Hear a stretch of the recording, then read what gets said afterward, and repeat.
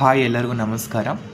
ಇವತ್ತೊಂದು ವಿಡಿಯೋದಲ್ಲಿ ನಾನು ಹೊಸ ನ್ಯೂ ಕಾನ್ಸೆಪ್ಟ್ ಇಟ್ಕೊಂಡ್ಬಂದಿದ್ದೀನಿ. ಯಾವುದಪ್ಪ ಅಂತಂದರೆ ಥರ್ಡ್ ಸಮ್ BComಗೆ ಸಂಬಂಧಪಟ್ಟಂತಹ ಕಾರ್ಪೊರೇಟ್ ಅಕೌಂಟಿಂಗ್ ಅನ್ನೋ ಸಬ್ಜೆಕ್ಟ್ ಇದೆಯಲ್ಲ, ಆ ಸಬ್ಜೆಕ್ಟಲ್ಲಿ 12 ಮಾರ್ಕ್ಸ್ ಇಂಪಾರ್ಟೆಂಟ್ ಕ್ವಶನ್ ಇದು. ಯಾವುದಂದರೆ calculation of adjusted average profit ಕಂಡುಹಿಡಿಯೋದು, ಆ ಒಂದು ಪ್ರಾಬ್ಲಮ್. ಓಕೆ, ಇವತ್ತಿನ ವಿಡಿಯೋದಲ್ಲಿ ಆ ಒಂದು ಪ್ರಾಬ್ಲಮ್ ಬಗ್ಗೆ ತಿಳ್ಕೊತಾ ಹೋಗೋಣ. ಫಸ್ಟು ಇಲ್ಲಿ ಕ್ವಶನ್ ಇದೆ ನೋಡಿ, ಈ ಕ್ವಶನ್ ಬಗ್ಗೆ ತಿಳ್ಕೊಳ್ಳೋಣ. Mr. Mohan have been doing the business and now is really to sell his business on 1/4/2022. Mohan ಅವರು ಇದ್ದಾರಲ್ಲ, 2022 ಅಲ್ಲಿ means accounting financial year start ಆಗಿದೆಯಲ್ಲ, ಆವಾಗ ನಮ್ಮ ಲಾಸ್ಟ್ ಅವ್ರ ಕಂಪ್ನಿ ಸ್ಟಾರ್ಟ್ ಆಗಿದೆಯಲ್ಲ, ಅದು ಯಾವಾಗ ಸ್ಟಾರ್ಟ್ ಆಗಿದೆ ಗೊತ್ತಿಲ್ಲ, ನೆಕ್ಸ್ಟ್ ಇಲ್ಲಿ ಗೊತ್ತಾಗುತ್ತೆ. ಅವ್ರ ಕಂಪ್ನಿ ಸ್ಟಾರ್ಟ್ ಆಗಿದೆಯಲ್ಲ, ಅಲ್ಲಿಂದ ಎಷ್ಟು ಪ್ರಾಫಿಟ್ ಆಗಿದೆ, ಎಷ್ಟು ಸೇಲ್ಸ್ ಆಗಿದೆ, ನಮಗೆ ಎಷ್ಟು ಗುಡ್ ವಿಲ್ ಇದೆ ಅನ್ನೋದನ್ನ ತಿಳ್ಕೊಳ್ಳೋದಕ್ಕೋಸ್ಕರ ಈ ಒಂದು ಪ್ರಾಬ್ಲಮ್ನ ಮಾಡ್ತೀವಿ. ನೋಡೋಣ. From the following particulars ascertaining the amount of good will based on 3 years purchasing of the average profit of last 4 years. ನೋಡಿ, 3 years good will based on the good will 3 years purchased of average profit. Good will ಕಂಡುಹಿಡಿಬೇಕು 3 years ಇಂದು. Last 4 years of the profit doing the 4 years were as follows. 4 years ಕೊಟ್ಟಿದ್ದಾರೆ ಇಲ್ಲಿ, ಅಂದರೆ running ಆಗ್ತಿರೋ ಇಯರಿನ್ ಕೂಡ ಕೊಟ್ಟಿದ್ದಾರೆ. 2000 ಇದು ಕೊಟ್ಟಿದ್ದಾರಲ್ಲ, ಇದು profit. 2018 to 19 2 lakh, 19 to 20 2,40,000, 20 to 21 3 lakh, 21 to 22 3,30,000, ಸಾರಿ 3,60,000. ಓಕೆನಾ. ನೆಕ್ಸ್ಟ್ ಇದೆಲ್ಲ ಪ್ರಾಫಿಟ್ಟು, ಆ ಇಯರಿನ ಪ್ರಾಫಿಟ್ಟು. ನೆಕ್ಸ್ಟ್ ಇಲ್ಲಿನ ಅಡ್ಜಸ್ಟ್ಮೆಂಟ್ ಇದೆ, ಏನಂತ ನೋಡೋಣ. At the time of the acquisition of the business, the buyer was employed as a manager of similarly business on the salary of 6,000 per month. ನೋಡಿ, ಇಲ್ಲಿ ಎಂಪ್ಲಾಯೀಸ್ಗಳಿಗೆ ಎಷ್ಟು ಸ್ಯಾಲ್ರಿ ಕೊಡ್ತಾಯಿದ್ರು ಅಂತಂದರೆ, ರೆಮ್ಯುನರೇಷನ್ ಮೀನ್ಸ್ ಸ್ಯಾಲ್ರಿನ ನಾವು ಯಾವತ್ತಿದ್ರೂ ಲೆಸ್ ಮಾಡಬೇಕು, ಪ್ಲಸ್ ಮಾಡೋಂಗಿಲ್ಲ. ಯಾಕಂತಂದರೆ ಮ್ಯಾನೇಜರು ಎಂಪ್ಲಾಯೀಸ್ಗೆ ಸ್ಯಾಲ್ರಿ ಕೊಡ್ತಿದ್ದಾರೆ ಅಂತಂದರೆ ಅದು ಔಟ್ ಗೋಯಿಂಗ್ ಆಗ್ತಿದೆ ಮನಿ, ಅದಕ್ಕೋಸ್ಕರ ನಾವು ಲೆಸ್ ಮಾಡಬೇಕು. ಇನ್ಕಮ್ಸ್ ಅವರಿಂದ ನಮಗೆ ಎಕ್ಸ್ಪೆಂಡಿಚರ್ ಆಗ್ತಾ ಇರುತ್ತೆ, ನಾವು ಇದು ಎಕ್ಸ್ಪೆನ್ಸಸ್ಸು. ಆದರೂ ನಾವು ಏನು ಮಾಡಬೇಕಪ್ಪ ಅಂತಂದರೆ ಇನ್ಕಮ್ಗಳನ್ನು ಯಾವತ್ತಿದ್ರೂ ನಾವು ಮೈನಸ್ ಮಾಡಬೇಕಾಗುತ್ತೆ ಈ ಒಂದು ಪ್ರಾಬ್ಲಮ್ ಒಳಗೆ. ನೋಡಿ, ಸ್ಯಾಲ್ರಿ 6,000 ಪರ್ ಮಂತಿಗೆ ಕೊಡ್ತಾ ಇದ್ದಾರೆ, ಆದರೆ 12 ಮಂತ್ಸಿಗೆ ಎಷ್ಟಾಯಿತು? 6 into 12 ಮಾಡಿದಾಗ 72 ಬರುತ್ತೆ. ಅದೇ 6,000 into 12 ಮಂತ್ಸ್ ಮಾಡಿದಾಗ 72,000 1 ಇಯರಿನ ಸ್ಯಾಲ್ರಿ ಆಗುತ್ತೆ, ರೆಮ್ಯುನರೇಷನ್. ಅಷ್ಟು ಎಂಪ್ಲಾಯೀಸ್ಗೆ ಮ್ಯಾನೇಜರ್ ಕೊಡ್ತಾ ಇದ್ದಾರೆ. ನೋಡಿ, ಇಲ್ಲಿ ಪರ್ಟಿಕ್ಯುಲರಾಗಿ ಅದೇ ಒಂದು ಇಯರ್ ಈ ಒಂದು ಇಯರಿಗೆ ಕೊಟ್ಟಿದ್ದಾರೆ ಅಂತ ಅವ್ರು ಹೇಳಿಲ್ಲ. ಎಲ್ಲ ಇಯರಿಗೂ ಯಾವ ಇಯರಿಗೂ ಅಂತ ಕೊಡಲಿಲ್ಲ ಅಂತ ಅಂದಾಗ ಮಾತ್ರ ನಾವು ಎಲ್ಲ ಇಯರಲ್ಲೂ ಅದನ್ನ ಮೈನಸ್ ಮಾಡಬೇಕಾಗತ್ತೆ.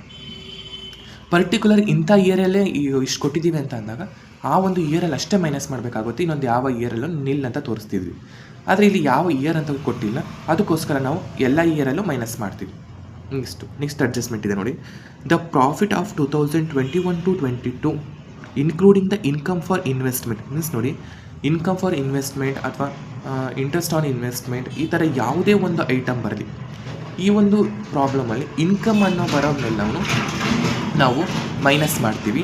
ಅದೇ ಲಾಸಸ್ಸು, ಏನಾದ್ರು ಲಾಸಸ್ ಆಗಿರೋದು, ಡ್ಯಾಮೇಜ್ ಆಗಿರೋ ಅಂಥವಿರುತ್ತವಲ್ಲ, ಅಂಥ ಒಂದು ಐಟಮ್ಸ್ನ ನಾವು ಪ್ಲಸ್ ಮಾಡ್ತೀವಿ ಈ ಒಂದು ಪ್ರಾಬ್ಲಮ್ ಒಳಗೆ. ಎಷ್ಟು?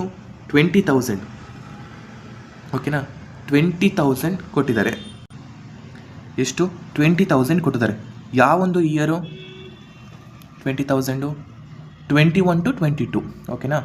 ನೆಕ್ಸ್ಟ್ ಒಂದು adjustment. The profit of the 2018 to 19 was reduced by the 60,000 being of loss of speculation. Means ಸ್ಪೆಕ್ಯುಲೇಷನ್ಗೆ 60,000 ಅಷ್ಟು ಲಾಸ್ ಆಗಿದೆ. Means it is also losses. ನಾನು ಏನು ಹೇಳಿದೆ, ಲಾಸಸ್ನ ಹ್ಯಾಡ್ ಮಾಡಬೇಕು ಈ ಒಂದು ಪ್ರಾಬ್ಲಮ್ ಒಳಗೆ, ಇನ್ಕಮ್ಗಳನ್ನ ಮೈನಸ್ ಮಾಡಬೇಕು.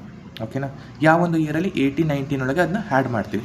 Next, similarly in the 2020 to 21 profit were reduced by 1 lakh due to the loss of ಬೆಟ್ಟಿಂಗಿಗೆ ಎಷ್ಟು? 1 ಲಕ್ಷನ ಲಾಸ್ ಮಾಡ್ಕೊಂಡಿದ್ದಾರೆ.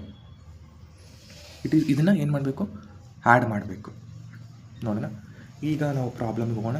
ಇದು ಕ್ವಶನ್ನು. ಇಲ್ಲಿ ನಾನು ಇಷ್ಟ ಮಟ್ಟ ತೋರಿಸಿದ್ಮೇಲೆ ಇದೆಲ್ಲ ಕ್ವಶನು. ಈಗ ಪ್ರಾಬ್ಲಮ್ಸ್ಗೆ ಹೋಗೋಣ. ಪಕ್ಕದಲ್ಲೇ ಪ್ರಾಬ್ಲಮ್ ಇದೆ, ಪಕ್ಕದಲ್ಲೇ ಪ್ರಾಬ್ಲಮ್ ಸಾಲ್ವೇಷನ್ ಮಾಡಿದ್ದೀನಿ. Step 1 calculation of adjusted average profit. ಇಲ್ಲಿ 3 ಸ್ಟೆಪ್ಸ್ ಬರ್ತವೆ. ಒಂದು calculation of adjusted average profit, calculation of average profit ಕಂಡುಹಿಡಬೇಕು ಅಡ್ಜಸ್ಟೆಡ್ ಪ್ರಾಫಿಟ್ಟಿಂದು. Next calculation of adjusted average profit ಕಂಡುಹಿಡಬೇಕು. Next calculation of good will ಕಂಡುಹಿಡಬೇಕು. 3 ಬರ್ತವೆ ನೋಡಿ. Particulars 4 columns. 4 ಕಾಲಮ್ಸ್ ಅಂತಂದರೆ 4 ಇಯರ್ಸ್ ಕೊಟ್ಟಿದ್ದಾರೆ, ಅದಕ್ಕೆ 4 ಕಾಲಮ್ಸ್. 3 ಇಯರ್ಸ್ ಕೊಟ್ಟಿದ್ದಾರೆ 3 ಕಾಲಮ್ಸ್. 5 ಇಯರ್ಸ್ ಕೊಟ್ಟಿದ್ದಾರೆ 5 columns. 18 to 19, 19 to 20, 21 to 20 to 21, 21 to 22. First ಯಾವುದೇ ಒಂದು ಅಡ್ಜಸ್ಟೆಡ್ ಅವರೇಜ್ ಪ್ರಾಫಿಟ್ ಕಂಡುಬೇಕಂತಂದರೆ ಫಸ್ಟ್ನೇ ಐಟಮ್ ಏನಾಗಿರುತ್ತಪ್ಪ ಅಂದರೆ ಪ್ರಾಫಿಟ್ ಆಗಿರುತ್ತೆ. ಪ್ರಾಫಿಟ್ ಅಂತಂದರೆ ಇಲ್ಲೇ ಕೊಟ್ಟಿದ್ದಾರೆ ನೋಡಿರಿ ಕ್ವಶನ್ ಒಳಗೆ. ಪ್ರಾಫಿಟ್ ಇಲ್ಲಿ ಕೊಟ್ಟಿದ್ದಾರಲ್ಲ, ಇದೇ ಪ್ರಾಫಿಟ್. ಯಾವ ಇಯರಿನ ಪ್ರಾಫಿಟ್ ಇಷ್ಟು ಅಂತ ನೋಡಿ. Profit first 18 to 19 2 lakh, 19 to 20 2,40,000, 20 to 21 3 lakh, 21 to 22 3,60,000. ನಾನು ಹೇಳಿದೆ ಫಸ್ಟ್ ಅಡ್ಜಸ್ಟ್ಮೆಂಟ್ ಏನಿದೆ ಅಂತ ನೋಡಿರಿ. At the time of the acquisition of the business the buyer was employed as an manager of similarly business of salary. Means remuneration means salary ಯಾವಾಗಿದ್ದರೂ minus ಮಾಡಬೇಕು ನಾವು ಈ ಒಂದು ಪ್ರಾಬ್ಲಮ್ ಒಳಗೆ. ಓಕೆನಾ. Remuneration salary it is also a both are same. Remuneration and salary is both are same. Remuneration ಅಂತ ಕೊಟ್ಟಿದ್ರು ಸ್ಯಾಲ್ರಿನೇ, salary ಅಂತ ಕೊಟ್ಟಿದ್ರು ರೆಮ್ಯುನರೇಷನ್ನೇ. ಓಕೆನಾ. ರೆಮ್ಯುನರೇಷನ್ ಮೈನಸ್ ಮಾಡಬೇಕು ನೋಡಿ. ಫಸ್ಟ್ ಏನಿದೆ ಅದು ಇಲ್ಲಿ ಏನು ಕ್ವಶನ್ ಕೊಟ್ಟಿದ್ದಾರಪ್ಪ ಅಂತಂದರೆ 1 ಮಂತಿಗೆ 6,000 ಆದರೆ 12 ಮಂತ್ಸಿಗೆ ಎಷ್ಟಾಗುತ್ತೆ 72,000. ಆದರೆ ಯಾವ ಒಂದು ಇಯರ್ ಅಂತ ಪರ್ಟಿಕ್ಯುಲರ್ ಆಗಿ ಕೊಟ್ಟಿಲ್ಲ, ಅದಕ್ಕೋಸ್ಕರ ನಾವು ಅಷ್ಟು ಇಯರಲ್ಲೂ ಮೈನಸ್ ಮಾಡ್ತೀವಿ. 72,000, 72,000, 72,000, 72,000 ಆಲ್ 4 ಇಯರ್ಸ್ಗೂ ನಾವು ಅದನ್ನ 72,000 ಹಾಕ್ತೀವಿ. ನೆಕ್ಸ್ಟು ಇದನ್ನು ಮೈನಸ್ ಮಾಡಿದಾಗ ನೆಕ್ಸ್ಟ್ ಹಿಂಗೆ ಮೈನಸ್ ಮಾಡಿದಾಗ ಸಿಗೋ ಅಮೌಂಟೇ ನಮಗೆ 2 lakh ಒಳಗೆ 72,000 ಮೈನಸ್ ಮಾಡಿದಾಗ 1,28,000 ಸಿಗುತ್ತೆ. ನೆಕ್ಸ್ಟು 1,68,000 ಸಿಗುತ್ತೆ. 2,28,000 ಸಿಗುತ್ತೆ. ನೆಕ್ಸ್ಟು 2,88,000 ಸಿಗುತ್ತೆ. ಓಕೆನಾ. ನೆಕ್ಸ್ಟ್ ಏನು ಕೊಟ್ಟಿದ್ದಾರೆ adjustment. The profit of 2021 to 22 including the income for investment. Income for ಇನ್ವೆಸ್ಟ್ಮೆಂಟಿಗೆ ನಾನು ಹೇಳಿದೆ, income for investment, interest on investment ಏನೇ ಇದ್ದರೂ ಮೈನಸ್ ಮಾಡಬೇಕು. 21, 22 ಹೇಳಿದ್ದಾರೆ, ಅದಕ್ಕೋಸ್ಕರ 21, 22ಗೆ 20,000 ಹಾಕಿದ್ದೀವಿ. ನೆಕ್ಸ್ಟ್ ಇದೊಂದು ಇಯರ್ಗೆ ಅಷ್ಟೇ ಮೈನಸ್ ಮಾಡಬೇಕು, ಯಾಕಂದರೆ ಇದು ಯಾವ ಇಯರ್ಗೂ ಕೊಟ್ಟಿಲ್ಲ, ಅದಕ್ಕೋಸ್ಕರ ನಿಲ್ ಅಂತ ತೋರಿಸ್ತೀವಿ. ಅದೇನು ಆ್ಯಸ್ ಇಟ್ ಈಸ್ ಅಮೌಂಟ್ ಇರುತ್ತೋ ಅದೇ ಅಮೌಂಟ್ನ ನಾವು ಡೈರೆಕ್ಟ್ ಬರ್ಕೊತಾ ಹೋಗ್ತೀವಿ. ನೆಕ್ಸ್ಟ್ ಇದನ್ನು 2,88,000 ಒಳಗೆ 20,000 ಮೈನಸ್ ಮಾಡಿದಾಗ 2,68,000 ಉಳಿಯುತ್ತೆ. ಓಕೆನಾ. ನೆಕ್ಸ್ಟ್ ಏನು ಅಡ್ಜಸ್ಟ್ಮೆಂಟ್ ಇದೆ.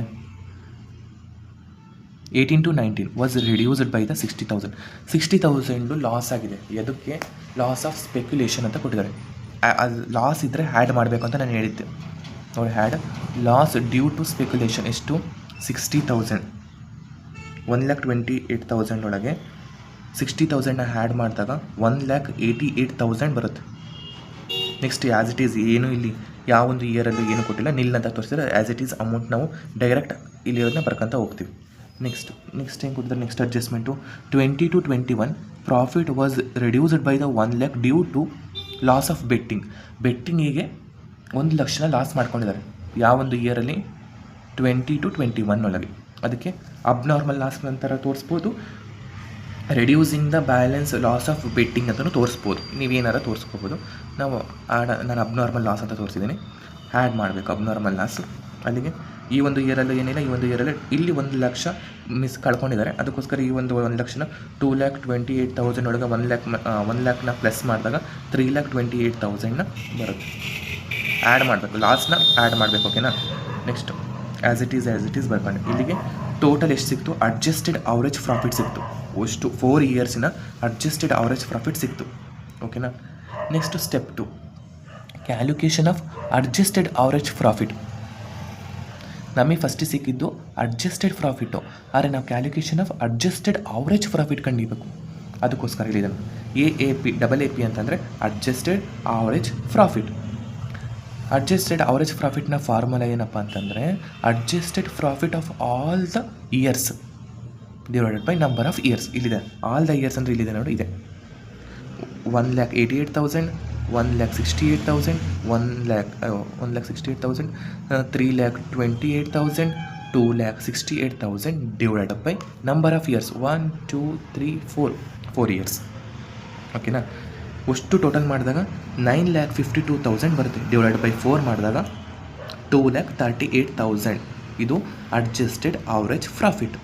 ಈಗ ಕ್ಯಾಲ್ಕುಲೇಷನ್ ಆಫ್ ನೆಕ್ಸ್ಟ್ ಸ್ಟೆಪ್ 3 ಏನಪ್ಪ ಅಂದರೆ ಕ್ಯಾಲ್ಕುಲೇಷನ್ ಆಫ್ ಗುಡ್ ವಿಲ್ ಕಂಡುಹಿಡಿಯಬೇಕಂತಂದರೆ adjusted average profit into number of purchasing years. Number of purchase ಎಷ್ಟು ಪರ್ಚೇಸ್ ಆಗಿದೆ ಅಂತ ನೋಡಿ. ಎಷ್ಟು ಬಂದಿದೆ? 2,38,000 ಅಡ್ಜಸ್ಟೆಡ್ ಆವ್ರೇಜ್ ಪ್ರಾಫಿಟ್ ಬಂದಿದೆ. ನೆಕ್ಸ್ಟು 3 ಎಲ್ಲಿಂದ ಬಂತಪ್ಪ ಅಂತಂದರೆ ಇಲ್ಲಿ ನೋಡಿ ಕ್ವಶನಲ್ಲಿ ಕೊಟ್ಟಿದ್ದಾರೆ. Based on the 3 years purchasing average profit. 3 years ಅಂತ ಕೊಟ್ಟಿದ್ದಾರೆ. 3 years ಹಾಕ್ಕೊಂಡಿದ್ದೀವಿ. ಓಕೆನಾ? 2,38,000 ಇಂಟು 3 ಮಾಡಿದಾಗ ಪರ್ಚೇಸಿಂಗ್ ಇಯರ್ ಮಾಡಿದಾಗ 7,14,000 ಗುಡ್ ವಿಲ್ ಸಿಗುತ್ತೆ. ಈ ಒಂದು ಪ್ರಾಬ್ಲಮಿನ ಗುಡ್ ವಿಲ್ ಎಷ್ಟಪ್ಪ ಅಂತ ಅಂದರೆ 7,14,000 ಅಷ್ಟು ಗುಡ್ ವಿಲ್ ಸಿಕ್ಕಿದೆ ನೋಡಿ. ಈ ಪ್ರಾಬ್ಲಮ್ಮು 12 ಮಾರ್ಕ್ಸಿಗೆ important for your sem examination. ಈ ವಿಡಿಯೋ ಇಷ್ಟ ಆಗಿದೆ ಅಂತ ನಾನು ಎಕ್ಸ್ಪೆಕ್ಟ್ ಮಾಡ್ತೀನಿ. ಈ ವಿಡಿಯೋ ಇಷ್ಟ ಆಗಿದ್ದರೆ ಲೈಕ್ ಮಾಡಿ, ಶೇರ್ ಮಾಡಿ, ಸಬ್ಸ್ಕ್ರೈಬ್ ಮಾಡಿ. Thank you.